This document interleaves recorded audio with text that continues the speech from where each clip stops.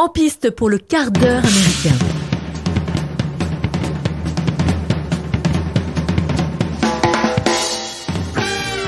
Bonjour et bienvenue à vous dans cet épisode hors-série 12 du quart d'heure américain, hors-série consacré au film Manque, réalisé par David Fincher et écrit au début des années 90 par son père Jacques Fincher.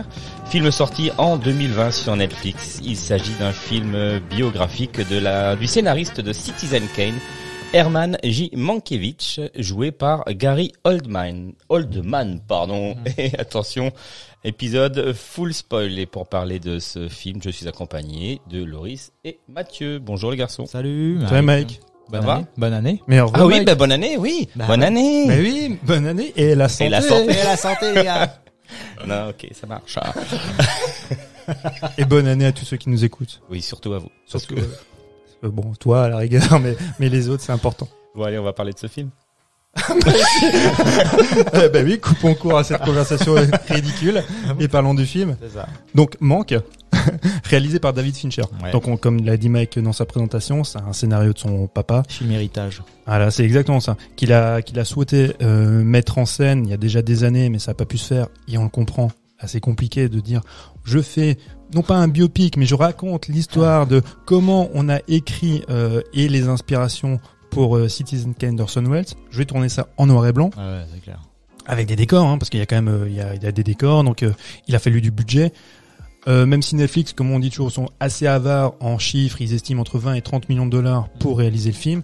Je vois difficilement un studio, même la Warner, tu vois, tu le frappes à leur porte et tu dis voilà, je vais faire un petit biopic sur Manque, donnez-moi 30 millions. Non. Même si tu leur dis, ce sera en 3 épisodes, il y aura des elfes, vous allez voir. Ouais, c'est ça, ouais. Éventuellement. Il y aura peut-être un peu de sexe. Mais, ça a pas suffi.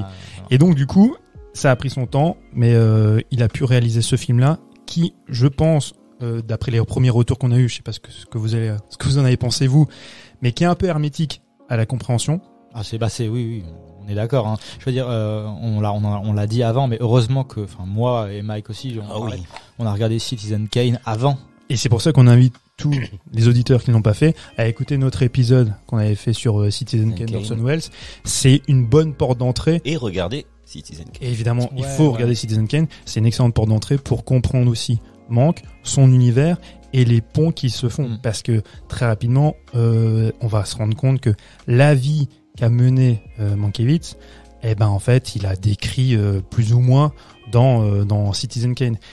C'est effectivement, si on n'est pas habitué, si on n'a pas les codes, les références de ce cinéma-là des années 30, des années 40 hollywoodien, de l'ambiance qui satélitait autour de ça, de cette ambiance, de ce climat, et qu'on n'a pas vu Citizen Kane, c'est très compliqué. C'est très compliqué.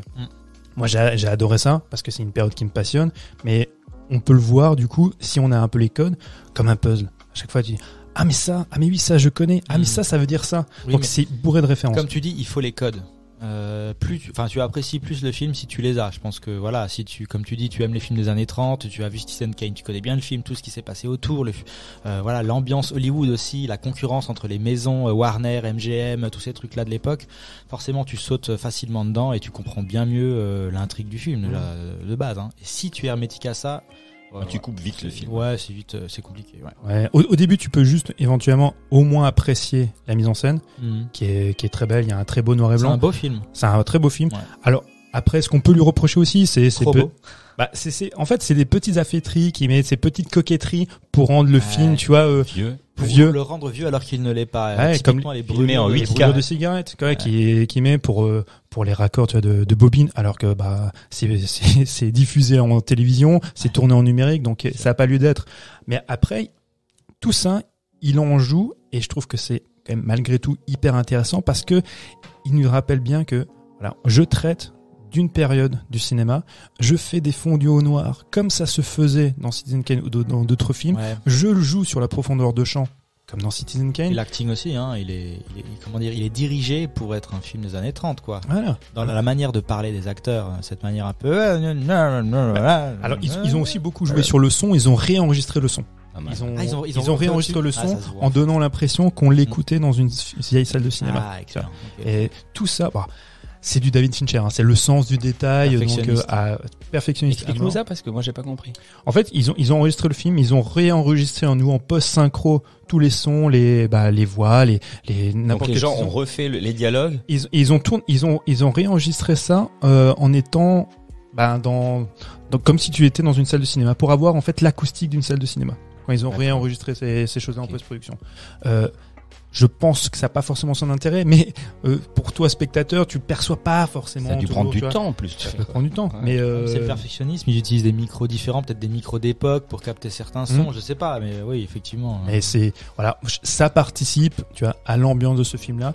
Et effectivement, tout ça, si t'as un spectateur lambda ou même pas un spectateur lambda, le spectateur qui regarde ce film-là, s'il ne connaît pas ça, et à la rigueur, soit il s'en fout, soit il le perçoit même pas. Ouais. Et ça n'apporte rien pour lui au film. Moi, personnellement, j'ai adoré voir ça. J'ai trouvé ce film fascinant. Il y a plein de petites scènes, effectivement, qui nous expliquent le cheminement du personnage et qui nous expliquent aussi, en fait, en partie Citizen Kane. Parce qu'il faut rappeler, donc Mankiewicz, c'est un mec qui est quoi? Il est socialement un peu à l'écart. Il est alcoolique. Il est alcoolique, ouais, il est alcoolique. On sent que c'est un monsieur un peu déprimé. Un peu démago, non? Il a une très grande estime de lui-même. Parce que c'est un des meilleurs scénaristes d'Hollywood à l'époque. Alors cette période-là, bon, quand le film commence, donc on va être en 1940 quand il va commencer à travailler sur le scénario d'Orson Welles. Mais après on fait des flashbacks, par exemple dans les années 30, en 1930 par exemple, il est scénariste à la Paramount, il est aussi producteur, il a produit des films des Marx Brothers. Le type n'est pas célèbre, mais dans le milieu, tout le monde le connaît. Ouais. Tout le monde le connaît parce que c'est un mec qui peut pondre du scénario sans forcément être toujours crédité, ce qui va d'ailleurs être mis en question tu vois, dans le pour film, Citizen ouais. Kane, parce que après dès le départ, il accepte le deal de pas être crédité au générique. Mais question bête, pourquoi est-ce qu'il créditait pas les scénaristes? Alors là, en l'occurrence, concernant Orson Welles, c'est aussi un problème D'ego. d'ego. Il voulait être seul sur son film. Il voulait être seul. Quand il y a un moment donné dans le film où Orson Welles l'appelle, alors qu'il est sur son lit parce qu'il a eu un accident, donc il est sur son lit parce qu'on va le mettre à part dans un ranch pour bien qu'il soit concentré, qu'il travaille, qu'il soit pas perturbé par de l'alcool, par des jeux, parce qu'il il joue beaucoup. Et Orson Welles l'appelle.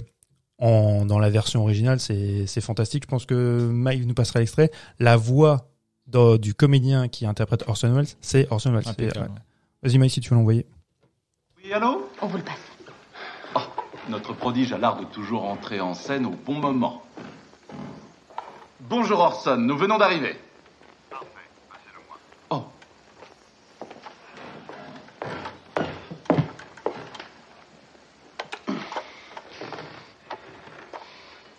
Allô? Ousmane me confirme que tu es là où on le souhaitait. Et je m'en réjouis. Comment va cette jambe? L'os de ma cuisse est relié à l'os de ma hanche. Parfait. Prêt à partir chasser la grande baleine blanche? Tel le capitaine Ahab. Et j'ai ouï dire que nous avions 90 jours. Partons sur 60. Il vient de m'enlever un mois. Je te pondais ça en 5 jours pour Mercury Theater. C'est du gâteau. 60 jours, ensuite nous pourrons pinailler. Pinailler, y a que ça de vrai. Ça serait pas plutôt pour laisser le temps à la RKO de passer le scénario au crible? Je crois te l'avoir déjà dit, j'ai la main sur le montage final. J'ai la main sur tout. Il n'y a pas de consigne de studio. À l'arrivée, on ne pourra s'en prendre qu'à nous-mêmes. 60 jours et à... Je dois y aller, je fais des essais pour Au cœur des ténèbres. Oh, bah voyons, rien de moins qu'un Joseph Conrad. Si on te pose la question, dis que c'est toi qui l'adapte. Oh, tu ne connais pas encore ce panier de crabes, mon ami. Lâche un vent sur Hollywood Boulevard et un producteur à Santa Monica annonce une rupture de gazoduc. Non, je ne connais pas encore ce patelin, pas encore. Je suis près de toi par la pensée, Manque. Et je n'entends pas la machine à écrire. Bon, là, on entend la version française, donc on peut pas se rendre compte de La justesse de la voix. Qui est assez impressionnante. Dans l'extrait qu'on entend, il parle, Orson Welles explique qu'il est en train de faire des essais pour Au cœur des ténèbres de Joseph Conrad. Et même là, il lui dit, si jamais on te pose la question, c'est toi qui as écrit le scénario. Donc pour se dire que, à ce moment-là, le scénariste n'est pas déconsidéré, mais presque, tu vois, on le voit aussi dans un des flashbacks, c'est qu'il y a une armada de scénaristes qui sont des employés des studios. À l'époque, tout le monde était employé de studio. Hein. Les acteurs étaient employés de studio. Tu avais un contrat pour tant et tant d'années, pour tant et tant de films. Les scénaristes, c'est pareil. Tu vois, ils sont pas tellement importants. Ce sont des employés. Donc, tu peux être crédité ou non, ça n'a pas d'importance. Les Expendables. C'est un peu ça, exactement. Ouais. Et Orson Welles, lui, en l'occurrence, est très fier. Donc lui, ce qu'il veut, c'est quand on lui donne la mainmise, tu vois, totale pour réaliser son premier film, il veut être crédité en tant que réalisateur, scénariste, producteur, acteur Seul, principal. quoi. C'est le seul. En plus, on lui donne cette carte blanche. C'est fou, quoi. La RKO accepte ça. Et en plus, là, on sent aussi dans ce dialogue-là, on comprend qu'ils ont déjà travaillé ensemble. Puisque Mank lui dit, à l'époque de la Mercury Theatre, je t'en pondais, tu vois, à l'appel des scénarios. Tu vois. Et je les connais, c'est Vautours là, ou je sais pas comment il les appelle, Voilà. il les connaît. Quoi. Et parce que la Mercury Theatre, on avait parlé dans Citizen Kane, c'était le théâtre qu'avait créé Orson Welles, avec d'ailleurs le personnage de John Houseman, qui a un petit peu, un petit peu d'ailleurs qui s'occupe un peu de lui et qui lui a ramené Mank dans ce ranch pour qu'il puisse travailler. Orson Welles, dans cette séquence, comme dans ses autres apparitions, il apparaît soit grimé, soit il apparaît, à un moment donné aussi dans sa chambre d'hôpital, comme une espèce de spectre. C'est vraiment, c'est l'entité démiurgique qui plane au-dessus du film. Et qui va toujours planer et qui lui mettra cette pression-là. À Mankiewicz pour qu'il écrive son scénario dans les temps. Surtout qu'il lui enlève un mois déjà. Ça commence par là. Quoi. Gratos comme ça.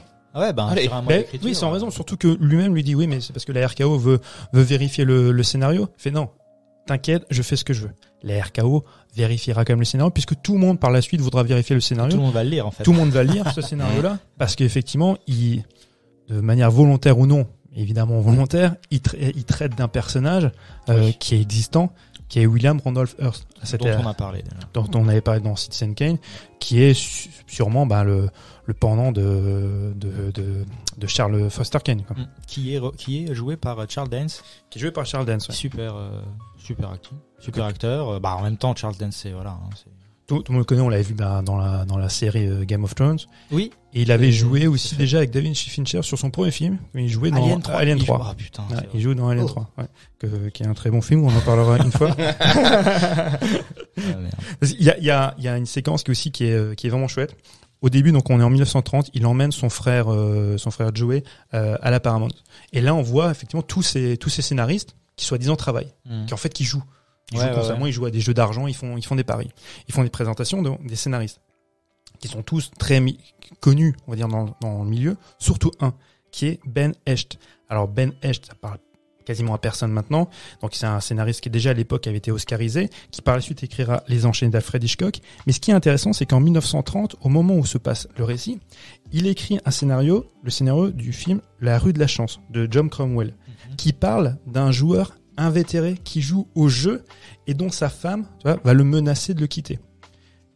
Quand on le présente lui, Ben Hecht, à ce moment-là, et qu'ils sont en train de jouer à un jeu d'argent, c'est pas un hasard, tu vois, parce qu'en 1930, il écrit ce scénario-là. Tu vois, il y a toujours dans le film, comme ça, sont disséminés plein d'indices pour t'expliquer en fait ce milieu-là du cinéma, ce qui va se passer, qui est Mank, en fait, comment il va évoluer, et puis aussi bien sûr les liens avec Citizen Kane. Ah non, c'est un film qui est assez fascinant, mais c'est vrai, faut un peu avoir, faut avoir un petit background quand même culturel. Et apparemment, il y avait Kevin Spacey et Jodie Foster qui étaient. Parce que à la base. Parce que le projet était prévu depuis longtemps. Alors Kevin Spacey, moi, je l'aurais bien vu dans ce rôle de Mank. Oui, bon, maintenant Kevin Spacey, il est un peu persona non grata, donc on risque pas de le voir, mais effectivement, c'était à l'époque où, il avait déjà tourné avec David Fincher. Fin des années 90, 97. Ouais, il sortait en fait du film Seven, qu'ils avaient tourné ensemble. Avant Fight Club. Avant Fight Club, ouais. Donc oui, c'était fort possible qu'ils puissent tourner ce film-là ensemble. Avec Gary Oldman, franchement, il a trouvé l'acteur parfait. Il est vraiment top. Sa composition, elle est géniale. Ils ont fait le choix en plus de pas le maquiller, de pas lui mettre de prothèses. C'est ça, ouais. Et même, moi, je trouve le casting très bon, même si certains personnages féminins, je pense, sont un petit peu sacrifiés. Tu penses à Amanda Seyfried Amanda Seyfried, ça va encore parce que voilà, mais je trouve les personnages féminins qui sont avec lui comme Lily Collins, le personnage de Lily Collins, qui fait en fait sa dactylo. Si elle est là, c'est uniquement pour présenter ses réactions à lui, pour le caractériser lui, pour montrer que des fois il peut avoir le bon mot de trop, il peut faire le trait d'humour de trop, qu'il est pas toujours toujours subtile. C'est celle qui le ramène à terre un petit peu de temps en temps, lui met une petite claque. Il s'en rend compte vite quand elle reçoit la lettre de son mari présumé disparu et que lui il fait une petite boutade là-dessus un peu. Et puis là il se rend compte qu'en fait c'est un gros con. Il dit un peu. Mais il faut que j'arrête. Pourquoi je fais toujours ça? Pourquoi je fais toujours cette phrase, cette blague de trop? Elle incarne bien le retour à la réalité de temps en temps par rapport à ses sorties un peu. C'est ça. En fait, elle l'oblige. En fait, c'est pour ça que je trouve qu'elle est un peu sous-employée, mais qu'elle le caractérise juste lui, parce que elle, au final, on a tendance un petit peu à l'oublier. Ah oui, c'est vrai qu'elle a une histoire avec son copain qui est parti. Mais bon, c'est pas très important. On se centralise beaucoup et c'est normal sur lui. On verra aussi très rapidement que ce personnage-là, c'est un bouffon. C'est le bouffon du roi. On verra au début du film qui va très rapidement par son entre-gens, il est capable de se faire inviter aux soirées comme celle que va organiser donc notre ami Randolph Hearst, où il va se retrouver à table avec lui. Ça on verra par la suite, mais c'est vrai qu'il fait partie en fait, il a réussi à intégrer ce milieu-là. Il a apprécié justement par ses bons mots. Plus tard on entendra qu'on dit voilà, si tu es là, si on t'accepte, c'est pas parce que tu as un grand scénario, parce que c'est pas parce que ce que tu écris, mais ce que tu dis, par la manière dont il le dit, par son humour. Ça tu le vois aussi à la première scène de rencontre dans le film entre Mank et Hearst, où justement il l'écoute parler et qu'à la fin quand il part il lui dit vous êtes invité, ou il vient de vous inviter à son super repas, et là tu sais que voilà, il sent qu'il aime bien l'avoir près de lui. Et ce qui est aussi fascinant et qui rend le personnage un peu paradoxal, c'est qu'il adore traîner dans ce milieu-là. Des gens qui sont aisés, qui ont de l'argent, et en même temps il les déteste. C'est ça. En même temps il va avoir, c'est un des seuls dans le studio qui a une caution, qui a un peu de gauche, on va dire, qui va être démocrate, dans un milieu qui est totalement républicain. Et lui, en fait, il aime ce milieu-là. Il aime, naviguer là-dedans parce qu'il est dans son élément, mais en même temps il aime bien cracher aussi un peu dans la soupe. Exact. Après, William Randolph Hearst, c'est un personnage aussi assez incroyable. Faut dire donc mania de la presse au début du XXe siècle, déjà fin 19e, début 20e. Fortune colossale. Donc c'est là où ça t'a inspiré aussi de lui pour Xanadu dans Citizen Kane, où il avait créé donc cette grande, c'est un château. Je crois qu'il y a plus de 900 km². C'est quelque chose d'énorme. Il y a une blague qui était assez connue, je crois d'ailleurs qu'il reprend dans le film. On disait que si Dieu avait eu le budget, il aurait fait ça. Ah oui, c'est assez dingue. Et William Randolph Hearst est aussi quelqu'un de un peu sulfureux, en sachant qu'il est avec une jeune actrice, Marion Davies, donc qui est interprétée par Amanda Seyfried, qui est très très bien d'ailleurs dans le film. Et ils ont une relation en fait adultère. Oui. Il est marié, voilà. Et c'est pas grave, c'est des choses, on en a vu d'autres. Et lui, Randolph Hearst, est extrêmement jaloux. À un moment donné, on comprend en fait qu'il fois il peut avoir des réactions un peu disproportionnées. Et il y a une anecdote qui, je crois, devait être mise dans le film et qui a été éludée, c'est que Randolph Hearst a tué quelqu'un. Okay. Il y avait une époque, il avait fait une croisière et tout sur un bateau, et il voyait Charlie Chaplin qui traînait beaucoup avec Marion Davies. Okay. Et il en était jaloux. Donc il a voulu tirer sur lui pour l'abattre. Manque de bol, il s'est trompé. Il a tiré, parce qu'il visait mal, sur Thomas Harper Ince, qui était un producteur à l'époque. Le mec en est mort. C'est une vraie histoire, ça ? C'est une vraie histoire. Oh, c'est ouf. Le mec en est mort, sauf que ils ont dit non mais en fait c'est pas ça, il a fait une crise cardiaque ou alors problème d'une indigestion, il a été machin. Protégé, parce que le mec il est hyper puissant. Faut se dire que à cette époque-là, il tient tous les journaux. C'est quelqu'un de très très très très puissant et qui est craint. Qui craint pas. Il a pas peur de tuer quelqu'un quand il veut quelque chose. Ça aurait été fini s'il avait tiré sur Charlie Chaplin. Ça aurait peut-être été une autre histoire. Non mais c'est possible. Ça aurait peut-être été une autre histoire. Mais on sent en fait l'influence, et il y a une scène qui est aussi assez emblématique de ça. C'est alors qu'ils sont en train de faire de fêter, voilà, ils font, je crois que c'est en 34, en 33, ils boivent un coup, Mank est invité, et t'as Marion Davies qui à un moment donné dit William, il peut élire les ministres comme il choisit les comédiens dans les films. Donc là, tout le monde se tait. Ça se dit alors parce que ça montre la puissance du bonhomme. Ça montre la puissance, et qu'il y a un problème démocratique là-dessous. C'est que déjà dans le cinéma, il choisit les comédiens. Bon. Et en plus, il choisit les ministres qui dirigent le pays. Et ce qui est intéressant, c'est que pendant le film, il parle, donc ils font une évocation, c'est de Hitler en Allemagne, on est en 33. Et par la suite, on saura aussi que Randolph Hearst s'est rendu en Allemagne nazie, qu'il était fasciné par ça. C'est pour ça qu'il ne dit jamais rien. Tu vois, eux, quand même elle, Davis, qui dit ce mec-là est terrifiant, voilà, il y a 20 millions d'Allemands ou 30 millions d'Allemands qui le suivent, enfin c'est glaçant. Lui ne dit rien, parce qu'il est fasciné même par ça. C'est vrai qu'il est dans ces scènes, il est rarement en train de parler, il est souvent en train d'observer, avec un petit sourire en coin. On sait pas trop ce qu'il pense, mais on le sent. On sent qu'il a du pouvoir. En fait, il y a une sorte de mythe autour de lui, mais on le voit pas. Il l'exprime pas tout le temps. Il prend pas beaucoup de place, en fait. Non, il prend pas de place. C'est vrai que c'est un observateur et il est fasciné il admire son manque, son bouffon, qui lui intervient et qui dira vous avez toujours le bon mot pour dire la vérité qu'on ne souhaite pas entendre. C'est vrai. Et il est toujours là en train de ramener certaines réalités. Et c'est là où ils évoquent aussi les élections prochaines qui auront lieu en Californie.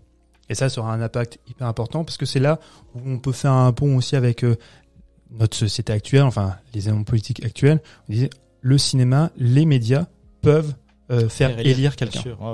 Et ils montrent donc cette image de propagande où ils créent de fausses actualités pour dénigrer le Parti démocrate. Le Parti démocrate, qui lui-même d'ailleurs, c'est Upton Sinclair qui était même pas encouragé par les démocrates, par Roosevelt à l'époque, parce que lui-même parce qu'il était socialiste. Il avait créé une espèce de communauté socialiste, et puis il avait même produit un film avec Eisenstein sur Viva Mexico. Enfin, c'est pour les studios, on ne peut pas accepter un homme comme ça comme gouverneur de la Californie. Donc ils vont faire ces films d'actualité. Et ces films d'actualité ont vraiment été réalisés. Tout ça c'est une histoire vraie. Par contre, le personnage qu'il réalise, là, Shelley Metcalf, qui se suicide parce qu'il s'en veut d'avoir réalisé ça, parce que lui-même s'estime comme démocrate, qui se suicide. Ça, par contre, c'est pas le cas. C'est un personnage fictif, mais il y en a un qui a vraiment existé, c'est Felix Feist Jr., qui a véritablement réalisé en fait. C'est comme ces petits trucs là, ces petits clips. Ouais, c'est vrai, c'est fausses actualités pour faire élire. C'est dingue. Et ça, on le voit maintenant aussi, qu'on sait très bien que la force de l'image permet, tu vois, de délire des gens, de les mettre dans des positions incroyables. Et à l'époque là, c'était quand même hyper novateur. Et on part du principe que c'est Mank qui a suggéré cette technique-là, puisque quand il va voir le producteur Spielberg et qui lui demandait de payer sa caution, pour aider les républicains, il lui dit mais vous n'avez pas besoin de mon argent. Regardez ce que vous avez là. Vous êtes capable de faire croire à des millions d'Américains que King Kong mesure 15 mètres. Ouais. Marie Pickford, elle est encore vierge à 40 ans. Oui, donc vous pouvez faire croire n'importe quoi. Et le mec, il se dit putain, ouais. Et c'est pas con ça. Et donc du coup, ils vont faire ces films d'actualité. Est-ce que tu trouves par contre que c'est pas trop un film taillé pour les Oscars ? Tu sais, on va mettre un peu l'histoire que tout le monde connaît mais pas vraiment, parler de l'histoire des États-Unis en noir et blanc avec des acteurs oscarisés, David Fincher, tu vois ?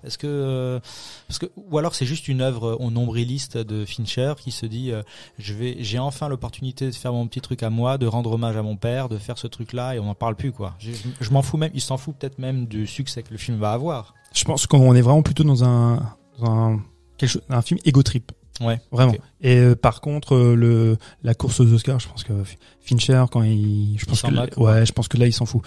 Mais c'est vrai que le sujet peut prêter attention pour les Oscars. Ça peut faire grincer un peu des dents. Ouais. Voilà, mais en fait, Hollywood et les Oscars aiment les films qui parlent d'Hollywood. Ah bah ouais, c'était, excuse-moi, Michel Hazanavicius qui avait fait avec Jean Dujardin. The Artist.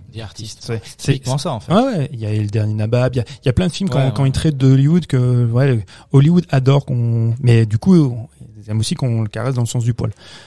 Un peu moins le cas là, mais je pense pas, tu vois, que c'était délibéré. Je pense que par contre, il y a un côté vraiment égo trip de faire ça, de faire ce film. Et on en parlait en off justement pour avoir le budget. Netflix, c'est le pack qui a permis, le pack David Fincher qui a permis de le faire en gros, puisque comme il a réalisé plusieurs trucs avec eux. Il compte continuer. Je pense que il a réussi à introduire ce truc. Il leur doit encore aussi des films.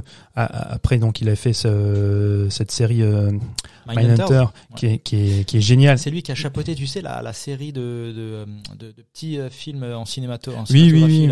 Death Robot. Ouais, c'est ça. C'est lui qui chapeaute le tout en fait. Du coup, après, il y aura une deuxième saison aussi pour ça. C'est prévu. Bientôt. Ouais. Mais donc il y a un deal avec Netflix qui lui permet d'avoir aussi un peu le champ libre pour faire ce film-là.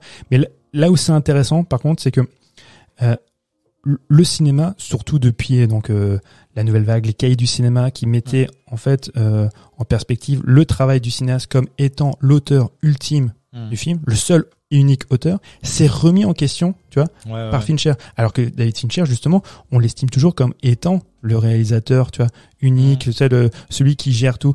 Et pourtant, là, on se dit, ah ben non, il te propose une alternative que d'autres ont voulu, tu vois, oublier ou mettre de côté, se dire non, mais le scénariste peut être aussi l'auteur du film. Ouais, c'est vrai.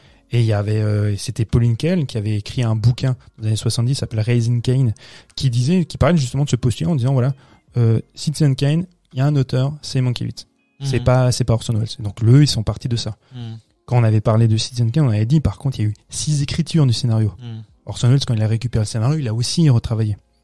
Après, est-ce que c'est important ou pas? Bon, voilà. Ça fait partie de l'histoire. Voilà. Mais ce qui est bien aussi, c'est maintenant on comprend. Et bon, ça, on l'avait déjà lu auparavant. Mais ce que signifie Rosebud. Oui. Parce que Rosebud, on pensait toujours que c'était la luge. Et non. En fait, c'est le clitoris de Marion Davies. C'est ça. Et ça l'énerve un peu. Et ça l'énerve. Et c'est aussi une raison pour laquelle il a voulu faire interdire le film. Parce que comment on avait pu avoir vent de cette intimité-là?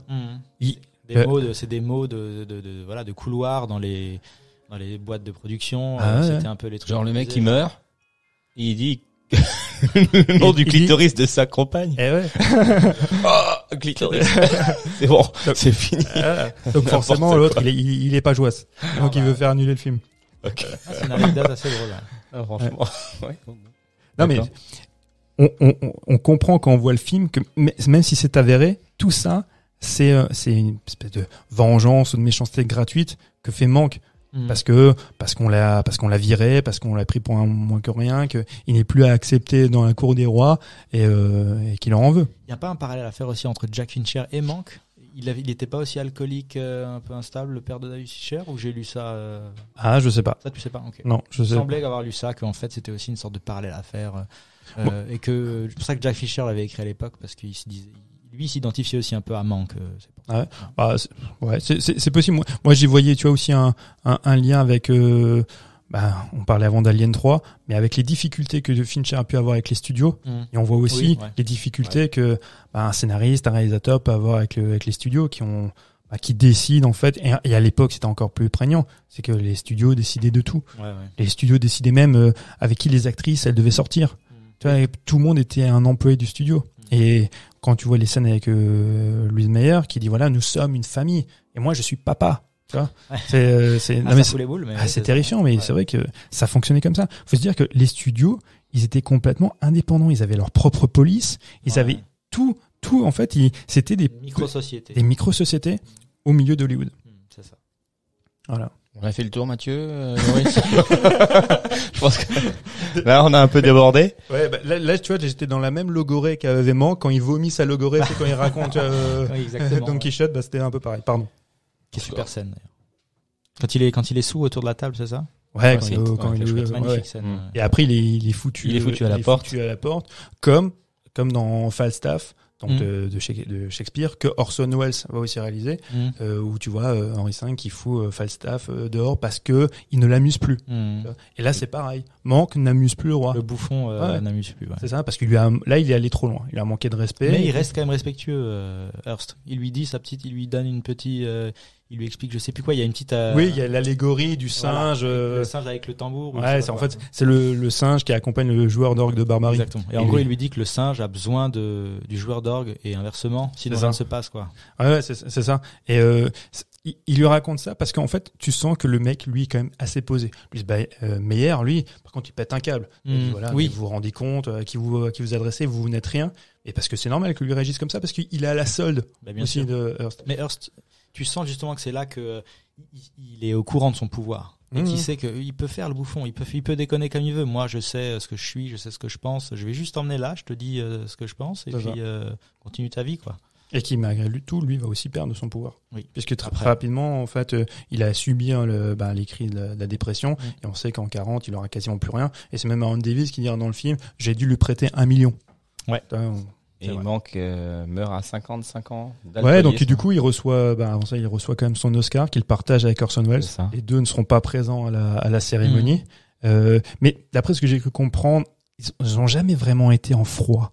Tu vois, parce que nous, on nous le présente comme que ça, comme s'ils étaient en froid, que voilà, chacun avait une petite guerre d'ego. Mais il y a eu ça, on le montre, il le montre à un moment donné dans cette scène-là. Il récupérait sa place sur le.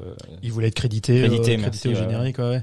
Et en fait, il justifie aussi cette scène-là dans le film pour expliquer la scène où Foster Kane casse la chambre, tu vois, d'enfants qu'ils avaient dans Citizen Kane. On va s'arrêter là-dessus. Ah oui, désolé.